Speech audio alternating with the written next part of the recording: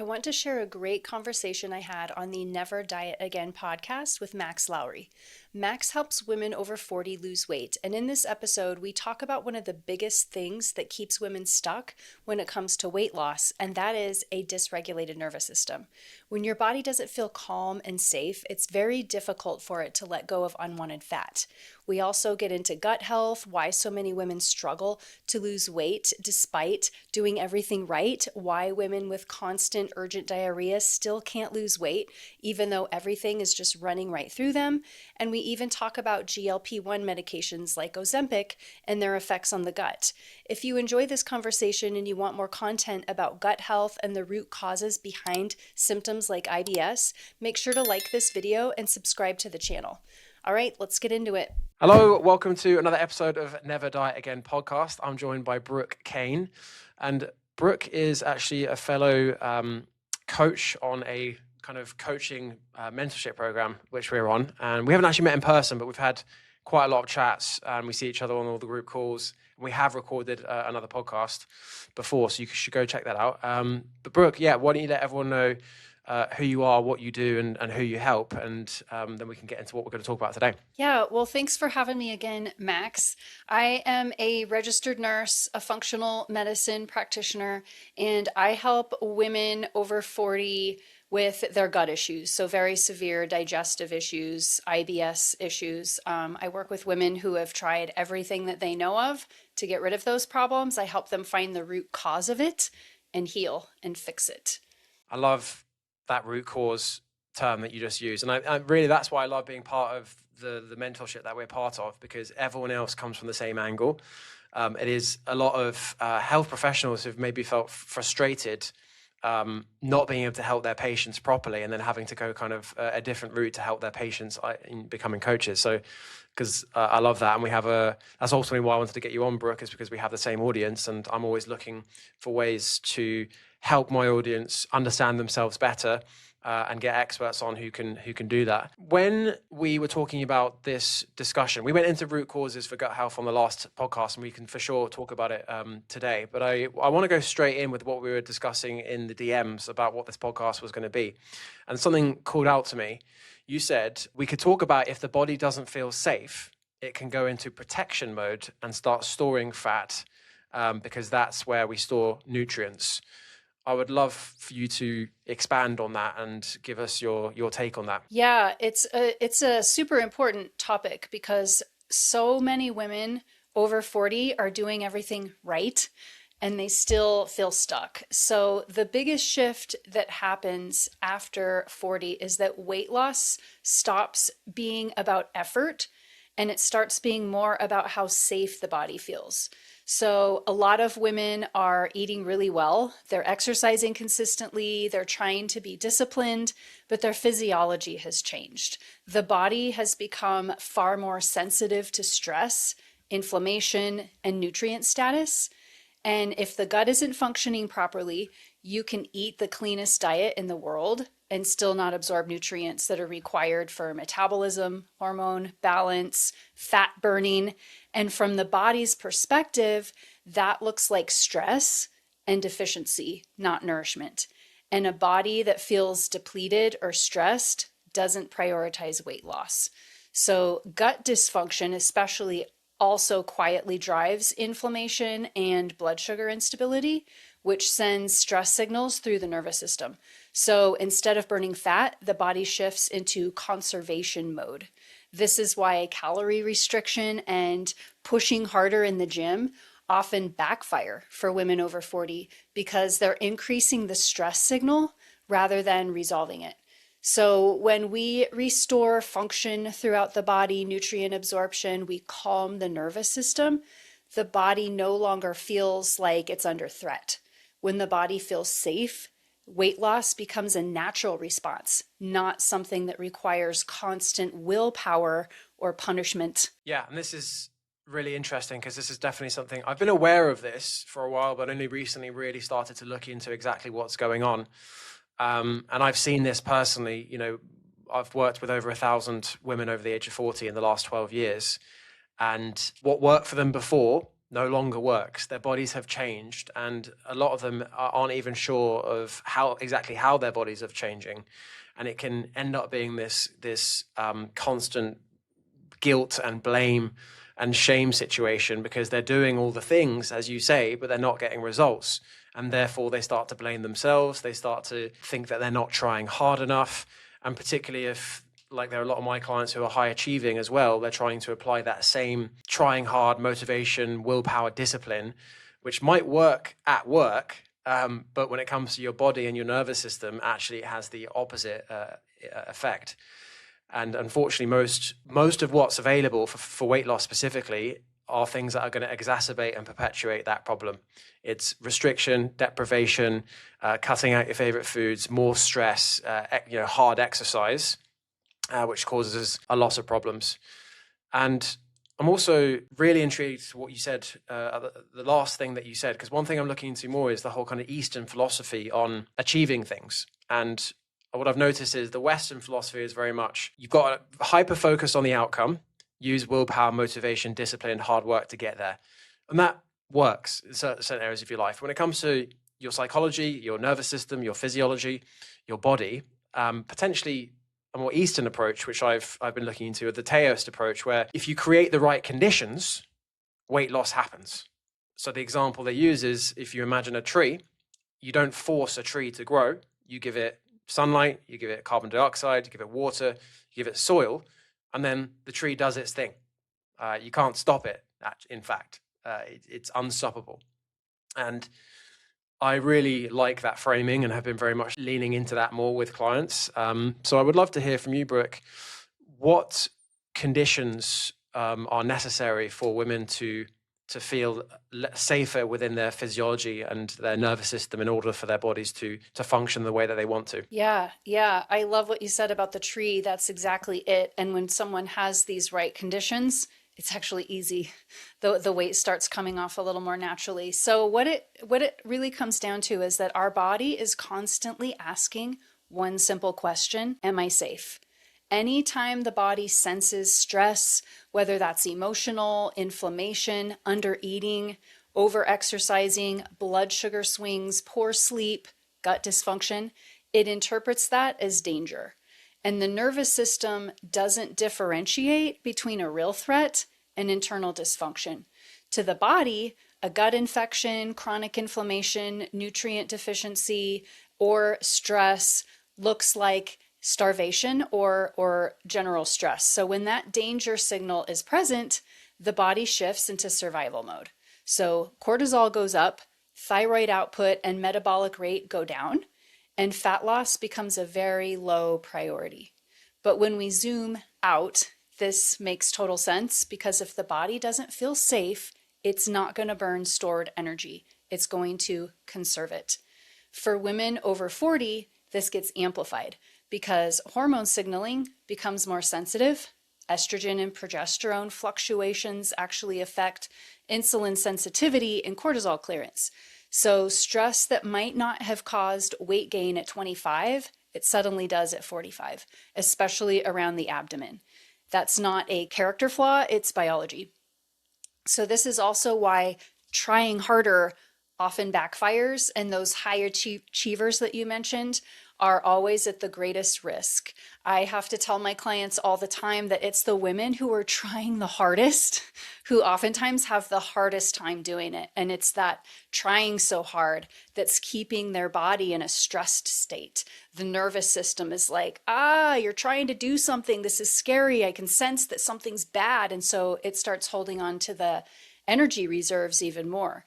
More workouts, fewer calories, more restriction. These are all things that increase that stress signal. The body responds by holding on to weight even tighter. And once we remove those stressors and support digestion, blood sugar, nutrients, and the nervous system, the body no longer feels like it's under threat. The weight loss becomes a natural byproduct, not a battle. And this is why people like you have such great success in helping these women, because you're giving the body what it needs. You're working with their body, not fighting against it. So what the environment that these bodies need comes down to calm and safety. are the two biggest things. Without calm and safety, it's not going to heal. Yeah, thanks so much for sharing, Brooke. And I've personally seen this with especially kind of longer term clients. I'm not going to name any names. One of the few clients I've remained, I've got a team of coaches now. She lost a lot of weight initially in the first kind of 90 days, continued to kind of gradually lose weight for about a year. And then she had a year of complete plateau. Nothing would move. And then at the back end of last year, from July, she's lost 30 pounds in 6 months. And so we were kind of talking about like what's been going on here, what's happened. And essentially the period where she was maintaining, the good news is, she had coaching, she wasn't beating herself up. And I was like, look, you're under a lot of stress. But essentially her best friend was dying of cancer. She changed jobs. I think one of her parents was also ill. So she was under a lot of stress. She wasn't really necessarily very conscious of the stress she was under, but it clearly was having an impact. And so she was doing all the right things. She upped her exercise. She was still focusing on her nutrition. But the weight wasn't coming off. It wasn't going up, but it was just maintaining. And it was quite frustrating for her. As soon as there was some relief in all of that, the weight suddenly started to fall off. Everything was much easier. Her body started to react in the way that she wanted to react. And I've seen this a few times now, but that's the most recent example. It's why anyone that says all you need is a calorie deficit is lying. It's usually 25-year-old men who are saying that to, plus 40 women. And don't get me wrong, I've been guilty of that in my early 20s, but I'm now 35, so I'm mature and experienced. But yeah, it's complex and it's complicated. And I think the more we say it's simple, the more high achieving women tell themselves, why can't I do this? It's not hard. I should be able to do this. I shouldn't need to invest in coaches and get help. I should be able to do this by myself. And that just creates more stress, more pressure, more vicious cycles. So, Brooke, I would love to hear from you. What are without giving away all your methods, what are the kind of initial things you focus on with your clients?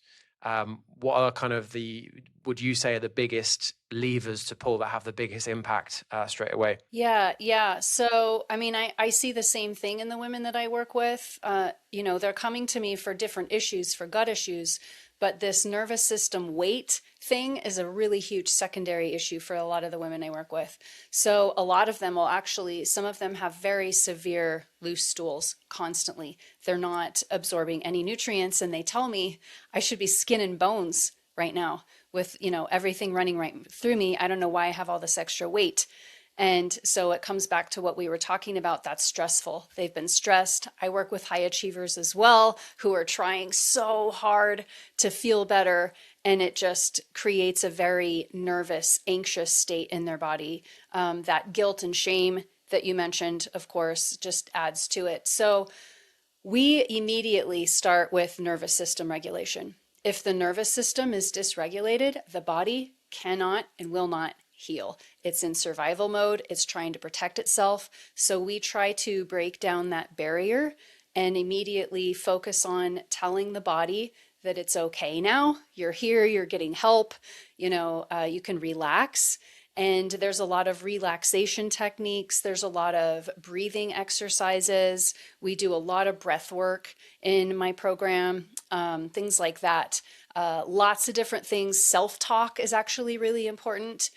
When you mentioned the guilt and shame, we have to remove that. When we're hard on ourselves, we're blaming ourselves again. That's telling the nervous system and the body that you are bad, there's something wrong with you, things are bad, the environment's bad, everything's scary, nothing's going right, and that's a huge roadblock. So self-talk is really, really important. I love lots of different types of breath work. I know there's a lot of apps out there that people use, but we go a lot deeper than that with my clients. And so there's, exercises, meditation, things like that. That's kind of the gist. But even with gut dysfunction, I have to focus on helping the body feel safe before we can even start anything else. And I know that when it comes to weight loss, that's got to be up there as well. Yeah, fascinating. So that's the thing you're going to focus on first. You're not going to move on to anything else until you've made the body feel safe. Yep, absolutely. Tell me more about the breath work. Is that something you're doing yourself? Do you have a separate coach involved as well? Like, yeah, tell me about it. But then also, I imagine your clients aren't expecting that first. This is something I struggle with, is they're expecting a strict meal plan and hard workouts, and then instead we're getting them to journal and think about their feelings and be kinder to themselves and release the pressure of themselves. Like, yeah, tell me a bit more about the breath work, and yeah, how do you kind of what's it like when clients first join? Do you have to do any persuasion and get them to understand why they need to do this? Yeah, good question. So I have a breathwork coach that's her specialty. So she hosts group live calls, breathwork calls, and then we have some recordings. People go back and watch so that they can do it consistently daily. I have people who were shocked at first, but it's always in a good way. They come into the program, they see all that, and honestly, usually it makes sense to them. I haven't really had anyone that comes to mind who was like, "You're crazy, lady. This doesn't make sense. You know, I don't need any of this." Usually they're like, "Wow, this makes so much sense to me. You're right. I have been really stressed. You're right. You know, I'm thinking too much. I've been trying too hard. Everything is just making total sense to me." And most of my clients actually love the breath work. That's one of their most, it's one of their favorite pieces of the whole program. And one thing that I remind them of constantly is that I actually talk about the nervous system and mindset more than anything else inside my program. We talk about that more than food. Because again, if those things aren't dialed in, nothing else is going to fall into place. Well, yeah, you could have the perfect nutrition, right? But if you are putting a ton of pressure on yourself, if you are beating yourself up to be perfect, if you are not recognizing small wins and you're constantly looking at the failures, then as you said, that creates lack of safety in the body. And it doesn't matter how good your nutrition is, you're going to be in this fight or flight response because you're stressing yourself out all the time. And that's very much what we are leaning into as well. You know, we have what we call the 5 drivers of success. So we look at their nutrition, we look at their exercise, we look at their emotional regulation, their mindset, and their identity. And most, I don't know about you, but most of the women we work with have very much only tried nutrition and exercise. They've never looked at the emotional regulation, the mindset, or the identity. And ultimately, those are the things that lead to feeling safer within your physiology and your psychology, but actually the consistency, your relationship with food, your behavior, how you react, how you show up, your mood, everything is impacted by those other 3 drivers. Yeah, 100%. And if those things aren't in place, if those things aren't aligned and where they need to be, then the most important thing that you came here for, the weight loss, it's not happening. Yeah, 100%. I'm interested, what should anyone who's listening who maybe is just starting to go through the changes of the perimenopause, what symptoms or signs should they be looking for to know if they are in that kind of fight or flight response and they are in that their body doesn't feel safe? Yeah, there are some really clear signs. Heart palpitations is one, or just feeling like your heart's kind of always racing, always feeling kind of anxious, but you don't really know why. Even things like bloating or constipation, loose stools, you know, in real severe cases, feeling full really quickly, fatigue after eating, intense sugar cravings is one that I see, poor sleep, you know, hair thinning, brittle nails, needing caffeine just to function. All this stuff's not random. They're signs of blood sugar instability, nutrient depletion, the body not feeling safe, so it's craving, you know, the sugar and some of these other things. Those are some of the biggest red flags that I see, especially in the overachievers. Mm. Yeah, and I am hearing a lot of those symptoms from my clients regularly. How do you think we can help stop women seeing themselves as the problem during this transition? Yeah, so it kind of starts with them and how much of a priority it is for them to get a grip on these things. In my experience, when it's a big enough priority, the high achievers and the ladies who genuinely want to fix this stuff, they're open to the things that we're talking about. And like I said, it usually makes sense to them. So I start kind of low and slow. I start with kind of explaining what you and I are talking about here, that your body doesn't feel safe right now, and I ask them if they would agree with that, and usually they would. And so we start with our self-talk first. What is it? Unpacking what they think of themselves and what they think the reason is they hadn't lost weight or that they're not feeling well, and immediately work on some exercises around reframing mindset and reframing our thoughts to get the ball rolling on creating that calm and safety. I find one of the biggest problems is the lack of awareness with like all those symptoms that you just listed, for example. Lots of the clients that I've worked with wouldn't really put two and two together that this might be changes of the perimenopause, hormones changing, and in fact, potentially equate the lack of energy with a lack of motivation and therefore being lazy. And what's wrong with me? Why can't I do this? What I used to be able to do this. Like I just need to try harder. Is that something you've seen as well? I do see that. And one of the things that a lot of women in perimenopause or menopause don't realize is that it's actually not the shift in the hormones that's causing things to get worse.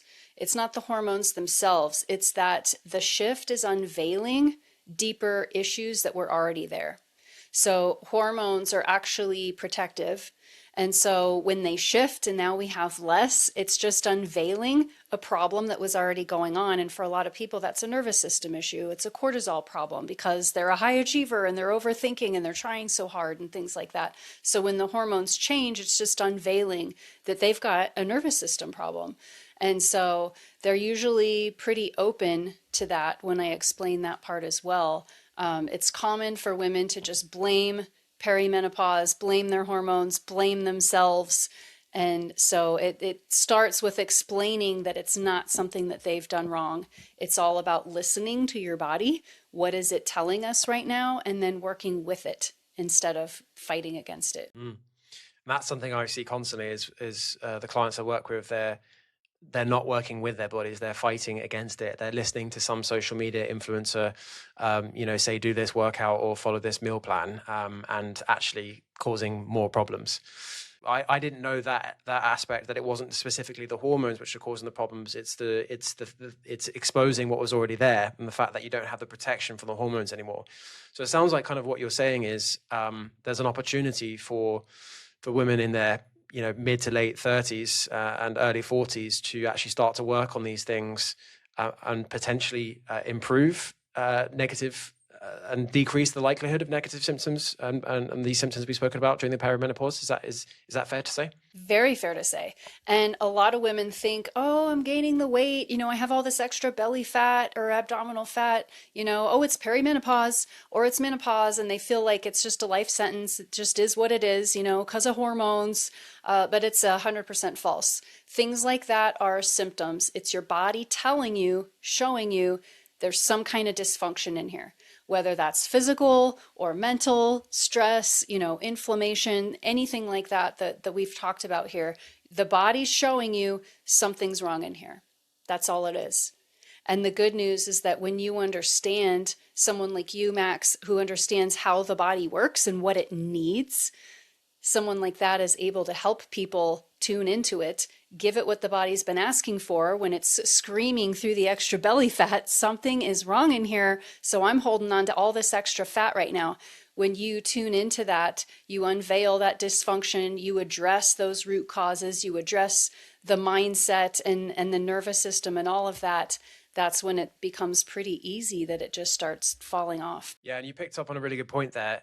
It's like the weight gain through the menopause is just socially accepted. It's like it's an inevitability, and this is something I hear all the time from my clients. It's like, well, it's my age, it's because of the menopause why I'm like this, and really it's not true for a variety of reasons, for what you just listed, but also for what I see women come in and blame the menopause when in fact they are consuming thousands of calories extra a week because they don't know how to process their emotions. They're emotionally eating.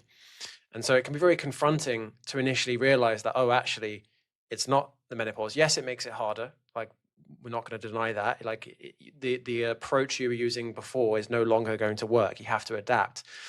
But actually, in my experience, it's all these other issues which are causing the problem. The menopause is just that, the scapegoat, as it were. And at the end of the day, what's more empowering for women? Because if it was the menopause, that's quite disempowering, isn't it? Because you can't do much about that. Whereas actually, if it is your emotional regulation, your mindset, your gut health, your metabolic flexibility, then actually those are things you can potentially work on and improve. And on that subject, one of the biggest issues we help our clients with is metabolic inflexibility. So they're not able to shift effortlessly between, body fat, glucose, and the glucose that they're eating, and glycogen. Is that something that you work on with your clients as well? Yeah, a little bit. We do that with some functional testing on my end, looking at how the body's processing things like that. That kind of testing's not always necessary. I've found that when you start kind of low and slow and not pushing the bar too quickly with some of that stuff, that helps. Um, Another thing that kind of ties into all this that I hear from women a lot, is that also genetics is genetic. Both my parents were overweight, my sisters, whatever, my whole family's overweight. It's just genetic. And it's another way that people just decide it's kind of a life sentence. They just accept it. It is what it is. It's genetic. Um, and it's kind of the same thing as the hormones. Something has to set it off. There's a deeper dysfunction that causes the weight gain. Genetics might load the gun, but something has to pull the trigger, is what we say in functional medicine. And so, looking at those things and what is it that pulled the trigger, that helps with the glucose, the insulin resistance. All of it's tied together. And in fact, that kind of story of genetics then becomes part of your identity. I've always been the chubby one. We're an overweight family. Then that ultimately becomes a self-fulfilling prophecy, because you will always revert back to your existing identity. If you go on a diet and you manage to follow some maybe even sensible habits, right? You follow some sensible habits, you up your protein, you do more steps, you lose the weight that you wanted to. And I know many of the women listening to this can probably relate to this. You lose the weight you want to, and then all of a sudden, the motivation to continue disappears, and you revert back to your existing identity, which is someone who doesn't prioritize themselves, doesn't prioritize health, doesn't prioritize movement, and therefore the weight comes back on. So, the stories that you tell yourself, your core beliefs, your identity, all have a huge impact on your behavior, your relationship with food, your consistency in the long term. And this is the deepest layer we help our clients with, is shifting their identity. Is that something that you look at as well with your clients' identity? Yeah, absolutely. Yeah, and coaching them into prioritizing their health more than maybe they were before. Yeah, the identity piece is huge. I always say that hormones, genetics, whatever they've been blaming these problems on, it's not your destiny. Just because women who go through perimenopause, who you've seen and heard of before, have weight issues, that doesn't mean that is your destiny. And just because the rest of your family might have been overweight and it runs in your family does not make that your destiny. Something has to set that off, and that something is you, basically. We are in charge of what we eat. We get to decide how seriously we're going to take our health. And so that identity is huge, and we want to focus on how we see ourselves. Do you see yourself as on the other side of this? You see yourself as thinner. That's what I have my clients do, is picture themselves on the other side of it. Picture yourself already there, already where you want to be. You're already feeling better. You've lost the weight, wherever it is you want to be, versus focusing on where you are now. Yeah, I mean, visualization, incredibly powerful, changing your state.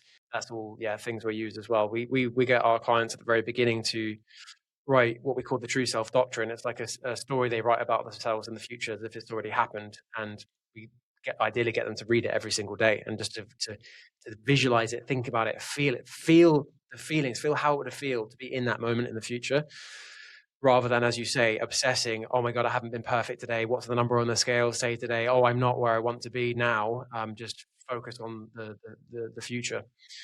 On a slightly different note, I would love to get your expertise and opinion on this. So, like, when it comes to nutrient deficiencies, what would you say are the biggest issues for women over the age of 40? So, one of the biggest issues is that most of the stuff that we're taught regarding nutrition is backwards. A lot of it's backwards. We need a lot of protein, animal proteins. I see a lot of women who are focusing way too heavily on vegetables because we've been told so much that we just need vegetables on top of vegetables on top of vegetables, more vegetables, all these things. So, not enough animal proteins is a huge one. I mean, that can be meat, fish, eggs, good quality dairy, things like that, anything that comes from animals. And then the other piece, surprisingly to most people, is the mental state. It actually blocks nutrient absorption. So what we're eating is incredibly important, but our thoughts are really important, and creating that calm and safety as well, because you're not going to absorb nutrients when you're not safe. Lots of women I work with, they know they need to eat more protein, right? And then we kind of talk to them about protein at the start of the program. They're like, I know I'm eating enough protein. And they're not eating enough protein. They are half of what they think they need. And then we're like, oh, that's how much protein I need. What would you say, just for my listeners who maybe aren't aware or want to hear a different take, because I have gone on about this, why is protein so important for women over 40? It's the building block, for all of our cells. It's full of amino acids in it. It's got vitamins and minerals, amino acids that we don't get from any other sources. And so that's how we build muscle tissue. It's how we fuel energy, fuel our cells. Without it, we become incredibly depleted. And of course, weight loss is going to be really hard because those are important nutrients. And when you're not getting them, your body's just going to hang on to the fat because it knows it's not getting enough of the stuff that it really needs. Yeah. And then on top of that, if we're just going to like look at it really simply and efficient weight loss, it's the most filling macronutrient. Our clients, when they opt their protein, they're like, wow, I'm eating so much food, I'm not hungry. And losing this weight. Like, it is a secret weapon for weight loss, on top of the fact that ideally, especially women, when you lose weight, you want to retain as much muscle, as much lean mass as possible. And the higher your protein is, the ratio of weight changes, because when you lose weight, you lose water, fat, muscle.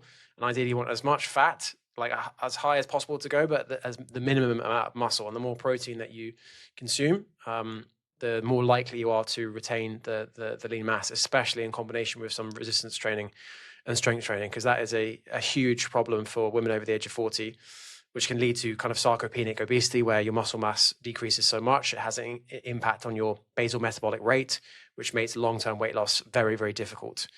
And this is one of the fundamental issues with GLP-1 medication is, like, let's be honest, they work for weight loss, right? Everyone loses weight when they take them. However, there's two key issues. Well, there's many issues. But number one is you lose a lot of muscle. So that causes a whole host of problems, especially for women. And it potentially can also lead to issues with bone density as well. And then no one takes them forever. So the weight, inevitably, the new recent study comes out, on average, the weight comes back on in 1.5 years. And you have this situation where maybe you're at the same weight you were before you started Ozempic or GLP-1 medication, but actually you have a higher body fat percentage and less muscle than you did before. The muscle doesn't come back, but the fat comes back. And that is really not a good situation to be in for women. Are you getting a kind of a resurgence or a higher intake of women who have kind of done the jabs and are like, oh God, I've had issues and maybe I need to do this differently? Absolutely. I've had quite a few ladies come through my program who tried those, and it caused very severe digestive issues, very severe. A couple of them life-threatening at one point. So we work on that, but I have a couple ladies in my program right now who, oddly enough, started losing weight pretty quickly through addressing all of these issues. And they actually lost more weight working together on the digestive issues than they did when they were taking Ozempic or, Wegovy, whatever it was they were taking. And that left them a little bit frustrated that they took the shots, they messed up their digestive system, and then here they are losing weight naturally without those things anyways. It really isn't as hard to lose the weight as people convince themselves that it's going to be. They've been doing it the wrong way. I always say you've been trying to open up a door and you've been using a whole bunch of keys that don't fit that door. So it's not shocking that nothing's been working. When you find the right key and you use the right one, opens right up. That's how it works with weight loss, gut issues, whatever. When you address it the way it needs to be addressed, you give it what it needs, it's not that hard. We don't need shots to lose weight. If you know what you're doing and you work with your body and give it what it's asking you for, it's not that hard. And those GLP-1s are definitely not worth the digestive just dysfunction that I've seen it cause for people. Not just that, by taking essentially a quick fix and a magic pill, magic injection, you are not allowing you to then work on all these other things that we've described. And if you work on these other things, every other aspect of your life will improve at the same time. If you do learn how to be kind with yourself, take the pressure off yourself, how to be less stressed, less anxious, not rushing all over the place, not in this constant fight or flight response, that's going to have a drastic impact on your relationships, your social life, your career, your mental health, your mood, how you feel within your body. And just taking an injection is not going to address any of that. You're still going to have all those problems. And again, like, no judgment at all to anyone who's thinking of taking it. I completely understand why you would, right? The women I work with are desperate. They've been stuck in this dieting cycle for their, entire lives. Some of them, it's impacting everything. They obsess about it. They hate what they see in the mirror. So I completely understand why someone would want to take it. But I think if something sounds too good to be true, it nearly always is. I think we live in this world where we're hardwired to look for the quick fix. It's easier for our brains to understand quick fixes and black and white thinking. And it's a bit more difficult to understand what we're talking about today. There's nuance, it's complicated, it's small changes done consistently over a long period of time. And that doesn't sell very well, unfortunately. But, I love the fact there are people like myself and yourself and others we work with within the mentorship who are doing very similar things in very similar ways. Last question: if there's one thing you want listeners to get from this conversation and to remember, what would it be? I would want them to feel empowered and know that they can achieve the things they want to achieve if they're willing to put in the work. Nothing good ever comes easy. Nothing good, nothing worthwhile in life ever comes easy with a quick pill, with a quick injection. But this is empowering. We have everything that we need to lose weight, to heal our gut, to do whatever. We have everything that we need to accomplish these things in us. We just need to harness it, focus on it, bring it out, and be willing to do the things that we need to do. And it'll happen if we're willing to put the work in and if it's a big enough priority. And you're right. You've used that word priority a few times. And I think one of the biggest blockers I see for women who are maybe listening to this podcast and the conversations I have on a daily basis with them is the situation they're in has just become normalized. It's normal to hate what you see in the mirror. It's normal to not be able to get out in the bed in the morning with energy. It's normal to beat yourself up all the time. It's normal to not want to go out to social situations because you don't like how you look. But the more you minimize that, the more you downplay that, the more you accept that, then there's going to be no motivation to do anything about this. It's not going to be a priority. So you do have to get real with yourself. You do have to be honest with yourself. And yes, everything we're talking about on this conversation might sound a lot like hard work, but the situation you're in, if you're struggling and you hate what you see in the mirror and all those things, that sounds pretty hard as well. So really, either way, it's hard, but only one hard is going to lead you to where you want to be and potentially improve every aspect of your life and your health and your mental health.